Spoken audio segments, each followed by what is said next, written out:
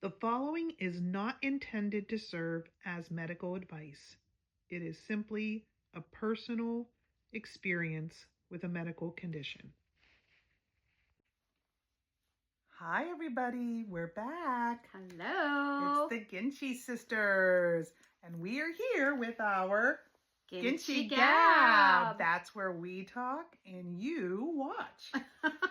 All right. So Oh my part goodness. 2. So I'm like, all right. So we knew we had blood work coming up the next day. And I'm like, they'll see it. But I knew it was going to be. So anyway, we do the blood work. She dropped half of them. So we get to Monday morning because no one called us. You know how like you're just hoping that maybe no one will notice or maybe like, you know, it's just one of those things. Like, I'm like, maybe it just won't, maybe it's not as bad or big of a deal as I think it, you know, you're just hoping. Yeah. So Monday morning I get up, I go to work. I don't know why. So I get into work and it's like maybe 9 o'clock in the morning and I get a message and they're like, we just got the results from the weekend. Go get her and bring her back. We need to check her levels again right now. So I take her back. She's now at an 11.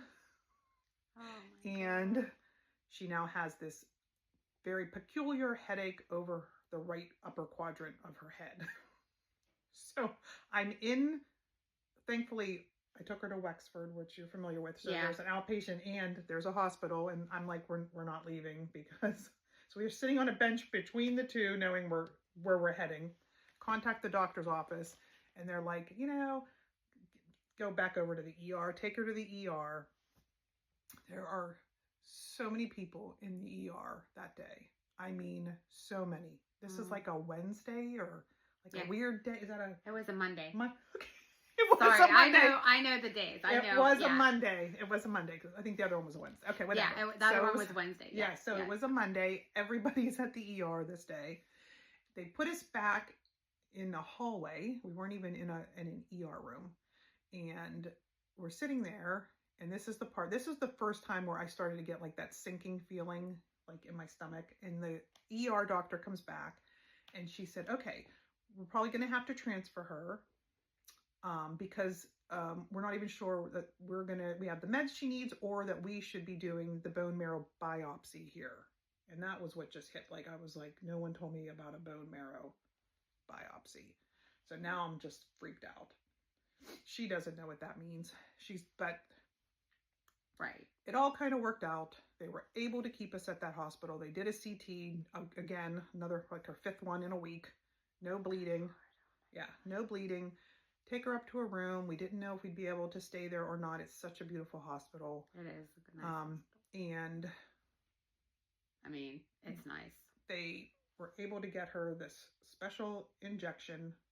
They injected in her belly that really was supposed to. So we were optimistic. We spent 3 or 4 days there. She had her biopsy done, and thank you, Lord, she got herself all the way up to 80 platelets, like 80,000. It's literally, it's in the thousands.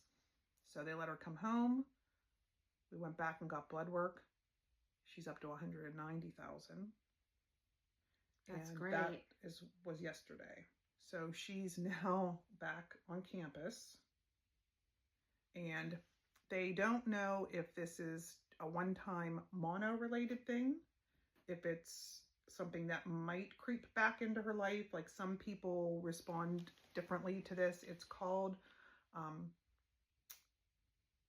ITP. So for those of you, so it's some immunothrombocytopenia where your body attacks its own platelets and kills them. So she's on like tons of medication, like steroids, a high dose of steroids right now. And she has a special medicine with her that they're not sure they're going to give her. She has blood work twice a week. And she's stable. Okay, so now this isn't funny, but we do funny things. So I have to add this, I have to tell you this part, because if I don't laugh, I would just have cried all day today. So of course I missed a lot of work. I stayed with her 24/7. Of course. And you were allowed to stay overnight? They let me, yes. I think maybe because of her age. Yeah. So they were actually glad I stayed with her. I was like her advocate Yeah. to, you know. Yeah.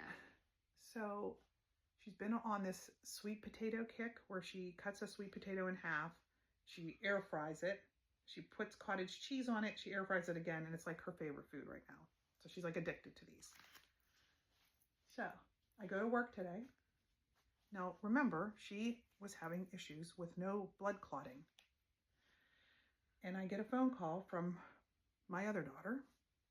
And she says, Mom, Kate just sliced her finger. Oh my God. Cutting her sweet potato. Oh, I lost it more over that than all the rest of this. I'm like, is it bad? She said, I think it is. Not yes. I think it is. So oh my goodness gracious.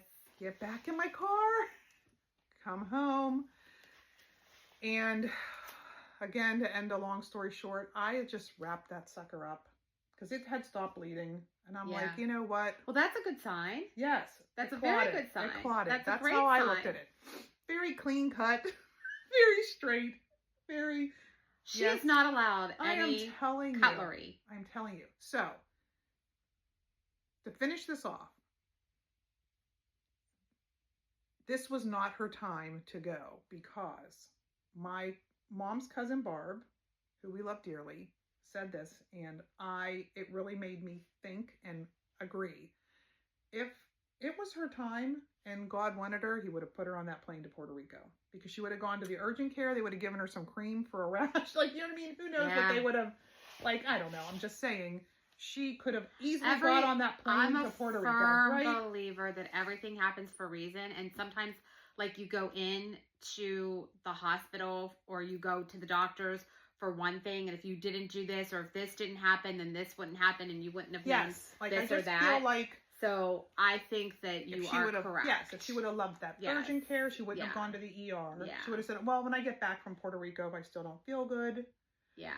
She would have probably honestly, thank God the rash happened. I know. Thank God the rash happened because the rash prompted her to go, like, she find out what it is. She could have easily not told me. I mean, you know. Yeah. Kids, college kids. I mean, they... But, I mean, like, here's how I look at it, too, sometimes. Sometimes when something is physical on you, like, you know, you kind of blow off stuff that happens with, I do anyway. But when you're seeing with pain, but when you see it or if it alters something and it's spreading and then you're like, ooh, this looks ugly or this looks gross, then you're like, you want to react to it. Yes. You know, I think when things like that happen, you're more inclined to go to the doctor or whatever than if you have like, I feel okay, I'm tired. Yes, but you're not staring at it. Yes. Like she could see it on her arms, her legs, she had it on her chest. Yeah.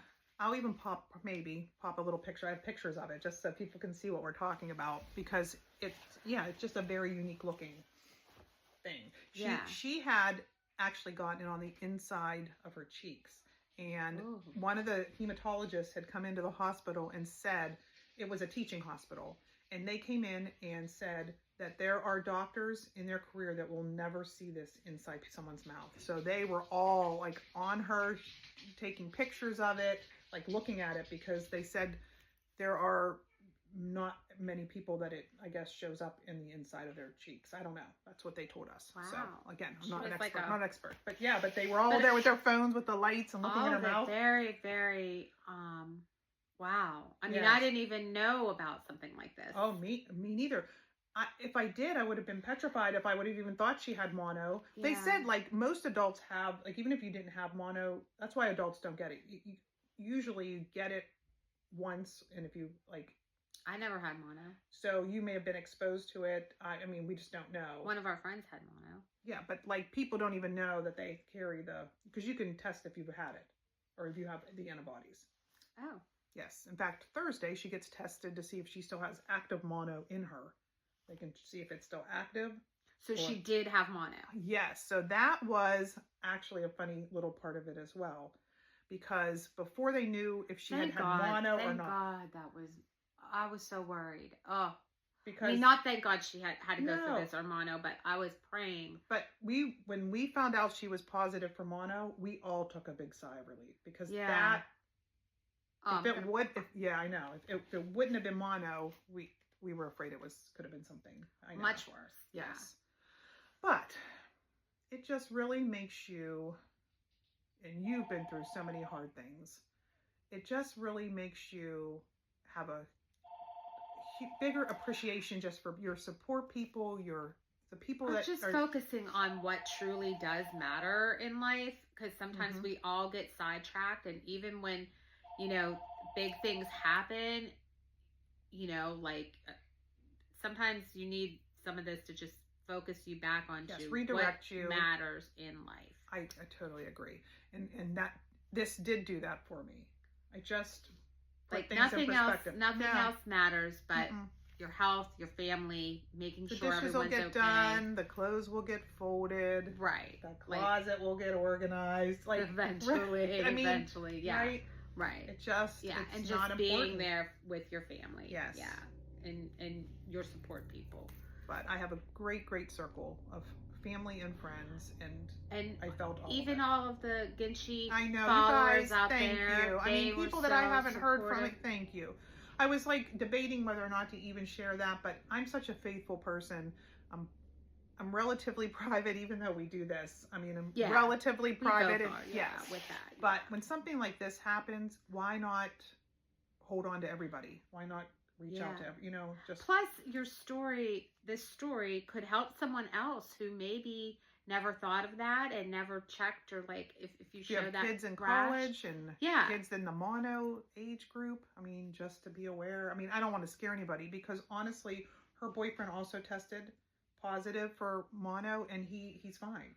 He really wasn't even sick. He said, I kept asking him, Mama, do you feel sick? Right. This is just a very rare. This is very rare. Yes. Fluky. So don't panic if your kids get mono. It's not fluky circumstance that happened with not her. The typical way that this goes. Yeah. Yes. But all right. So I think that's enough of that one. That's a GINCHY Gab. But that's all for now, and till next time. Bye. Bye.